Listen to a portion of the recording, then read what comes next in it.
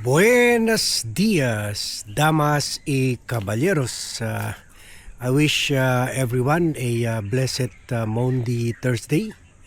At mag-ingat tayo kasi naglalabasan na yung mga Hudyo na ah, mga nag-worship sa mamamatay tao at magnanakaw pero nagpapanggap na mga anghel. So, meron naman isa dyan, taga Batangas, na si Congressman Leandro Leviste, na umepal na naman. Ha? At naglabas siya ng video kahapon na sinasabi na ang problema daw talaga ng bansa ay korupsyon. Totoo naman ito, korupsyon.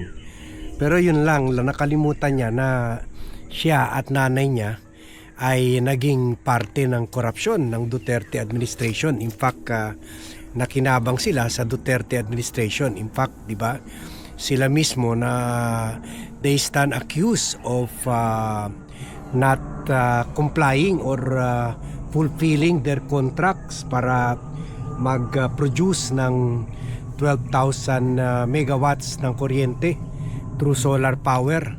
Ha? Nakuha nila yung prangkisa for 30 contracts. Ha? Sila ang nagmonopoliya ng power, ng solar power contract, pero hindi nila na-deliver. Kaya they were fined 24 billion. Ha? Yun. Pero in spite of that, at syempre nakuha nila yan due to their closeness to former President Rodrigo Roa Duterte. Pero in spite of that, eto pa, nagawa pa ni Leviste na banatan ang Marcos administration dahil daw sa mga katiwalian. 20% daw ng binabayad natin na buwis o 950 billion or almost 1 trillion ay napupunta lang sa bayad ng utang. Sa bayad ng utang ng gobyerno. At interest pa lang ito, interest pa lang ito sa laking utang ng gobyerno. Kaya sabi ni Leviste, sa halip na tugunan ng gobyerno ang pagtaas ng presyo ng langis, nagbabayad pa tayo ng buwis para sa utang ng gobyerno. Kaya sabi niya, paano tayo makatulong sa tao? Kasi yung 20% ng mga taxes nila ay napupunta sa pambayad ng utang. At kwan pa lang yun, interest pa lang yun. Sabi niya, gumasta rin tayo ng 23 billion para mag-host ang ASEAN Summit dito sa Pilipinas. 28 billion sa traveling expenses ng mga opisyal ng gobyerno. Tayo ang sagot, pati yung mga pagta-travel ni Sara, sagot natin yan. At sabi niya, 11.6 billion sa confidential funds at 2.4 billion sa confidential sa budget ng Presidential Communication Office. So patama na naman ito kay Undersecretary Claire Castro. So sige ikot na tayo para mahimay-himay natin itong issue na ito. By the way, thank you pala sa tuloy-tuloy nyo na panonood. Although yung iba medyo nababatrip na kay Bat. Ano ba yung Bat? Ayoko yung bagong camera mo. Paikot-ikot at parang namumukha kang unano daw kasi sa taas natin nilalagay yung camera. Kaya nilalagay natin ngayon eye level na lang yung camera para at least makita nyo ako, makita nyo rin yung view. Pasensya na kasi wala tayong choice. I believe this is the best camera kahit mahal siya. Kasi ito yung camera na hindi mo na iisipin Di ba kayo siguro gumagamit kayo ng camera habang sa mga travel kanon, ginagamit yung phone nyo. Ang problema kasi sa phone, pipiliin mo pa yung direksyon at dapat nakatingin ka sa screen. Ang problema sa phone na yun, lalo na kung mga 30 minutes ka nagsasalita tulad ng ginagawa ni Bad, delikado tayo madisgrasya ganun. Kasi kung nakatingin tayo sa camera. Whereas ito, kahit hindi tayo tumingin sa camera, the computer will dahil 360 siya, lahat ng view makukuha niya, and then sa post editing ang computer nang bahala na kung saan niya itutok. So at least I can watch my environmental awareness ako na, or good morning, my environmental consciousness ako kung saan ako pupunta, ha. I can see far ahead kaysa yung nakatingin ako sa camera. Mahirap yun, baka meron na lang may masamang loob makapasok dito. Kaya pasensya na kayo, ha. Please bear with me. Ito lang talaga nakikita ko that can help me merge my need to exercise, kasi alam nyo naman opera yung puso natin in 2010. So we really need to exercise, and besides when we exercise dyan pumapasok yung mga idea sa isip ko, at para hindi rin sayang yung 1 hour and a half, kung nagmi-music lang ako nakakaboro rin. So at least with this camera I can get to discuss issues with you while walking. Ito ang multitasking. So pasensya na kung humihingal tayo, pero siguro that's part of exercise. So yan, nakakatuwa itong si nasasayang siya sa almost 1 trillion na bayad. Para sa interest pa lang yun, ha? Para sa interest. That's already about 1/6 of the national budget, kasi 6 trillion ang budget natin. So almost 1 trillion is 1/6. So ang laki rin yan, ha? Mga 15% siguro yan of the budget, ha? Napupunta sa interest lang ng mga utang natin. And now it's worth about yung iniwan ni Duterte na 13 trillion, nadagdagan na under the Marcos administration at ng about 5 trillion. At ngayon, or 4 to 5 trillion. Kaya na ngayon naglalaro na tayo from 17 to 18 trillion. At i-google nyo naman kung hindi kayo niniwala kay Vad. Please Google Philippine National Debt 2026. Yun, lalabas na yun. 17, almost 18 trillion. So okay, sabihin natin, okay, it seems malaki rin ang utang ni President Marcos, pero mas malaki pa rin ang utang ni Duterte. Kasi isipin nyo, ha, sa buong 6 years ni the late President Benigno Aquino III, na-inherit niya yung utang ng 4 trillion kay Gloria Macapagal Arroyo. Nadagdagan lang ng 1 trillion. 1 trillion lang nadagdagan. Kay Duterte, ha, from 5 trillion nadagdagan ng 8 trillion. So naging 13, 8 trillion. Yun lang, baka mas lalaki pa ito sa under the Marcos administration. Kasi 3 years pa lang naka 4 trillion na si President Marcos. So kung hindi magbago yung style of governance niya, kumbaga everybody happy pa rin yung magnanakaw under the Marcos administration, aabot na ito sa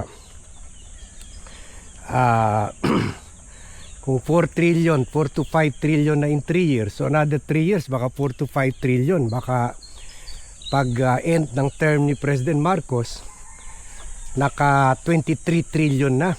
So manang-mana talaga siya sa tatay niya na iniwan tayo ng malaking utang na mahirap natin ma-recover. Bisipin mo, 20% ng mga bayad natin sa taxes napupunta lang sa pagbayad ng interest sa utang. So dapat talaga mag-belt tightening talagang gobyerno. Dapat i-scrap na yan pork barrel, allocable funds at insertions. Pero wala eh. Nagwala lang yung National Unity Party, bumigay na si Sandro. Ibibigay na daw kahit wala, kahit utang na naman. So dahil nagsimula yung taon, kulang tayo sa budget ng 200 billion. Abono tayo sa budget ng 200 billion. Pagkatapos i-release pa yung pork barrel ng mga congressman. Saan manggagaling yung pera? Utang na naman. Morning. Palaki ng palaki yung utang, palaki ng palaki rin yung halaga na binabayaran natin at inaalis natin sa mga serbisyo at programa. Inaalis natin sa benepisyo sana sa mga may sakit, may kapansanan, sa mga solo parents, sa mga elderly. Wala eh.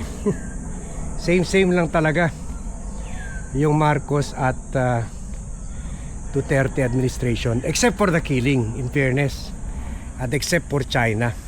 Yun lang improvement sa Marcos administration. Pero pagdating sa pera, same. So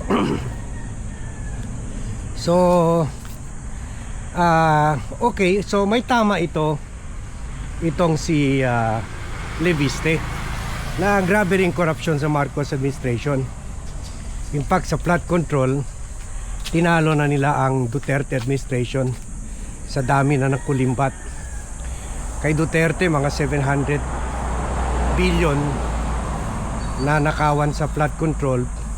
Sa Marcos administration, 1.2 trillion ninakaw nila Romualdez, nila Chis Escudero, nila Saldico. So pero half of the problem ay yung nga gawa rin ni Duterte, kasi siya pa rin as of now, hindi pa naman 3 years pa lang, 4 years pa lang ang Marcos administration, 5 trillion pa lang ang utang. So halos kwa na sila, halos kaparehas na sila ni Duterte sa laki. Kasi ganun rin si Duterte, 5 trillion ang dinagdag. 8 trillion. So ngayon, sa ngayon mataas pa pala si Duterte, kasi 8 trillion pala, from 5 to 13. So 8 trillion, mas malaki pa rin, mas sobrang laki pa rin yung utang ni Duterte in 6 years. Although humahabol na rin si President Marcos sa 4 trillion na utang in 3 years. So siyempre, by 2028 baka 9 to 10 trillion ang utang madagdag ni President Marcos. So sa ngayon, kung nagbabayad tayo ng 20% para sa interest lang ng mga utang natin, utang talaga ito largely ni Duterte. Itong sila Loren, tumakbo sa partido ni Duterte, kasama si Sara, at ito rin si Sandro, kahit nasa pribadong sektor, pero kumita siya, nakakuha siya ng kontrata.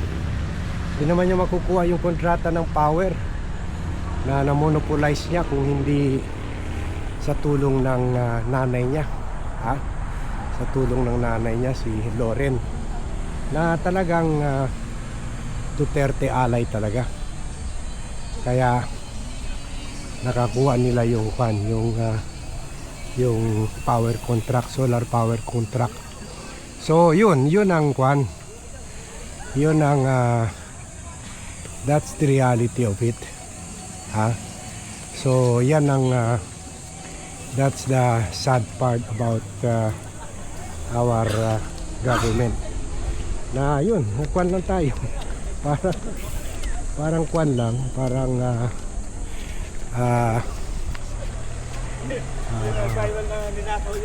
one step forward, two step backward. We're not going anywhere.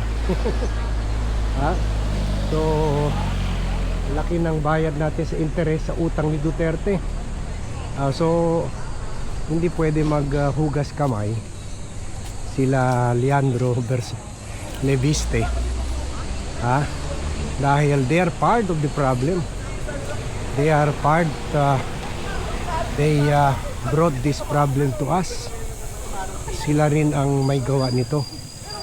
So wag siya mag-pontificate o Ponce Pilato this Holy Week by blaming it all on the Marcos administration, kasi equally blamable sila. Okay, so yun lang po, yun lang ang commentary natin, analysis on this matter. So dami ng tao dito.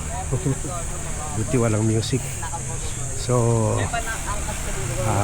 again, so good morning. So it is their own doing pa rin itong mga problema natin. We are paying mostly much of the almost 1 trillion we pay for debt servicing o pambayad utang ay galing sa mga utang ni Duterte and Leandro Leviste benefited from that corrupt system of government under the Duterte administration. Okay, so thank you very much everyone for watching. Thank you very much for joining me in this vlog. Good morning to all and see you in my next vlog.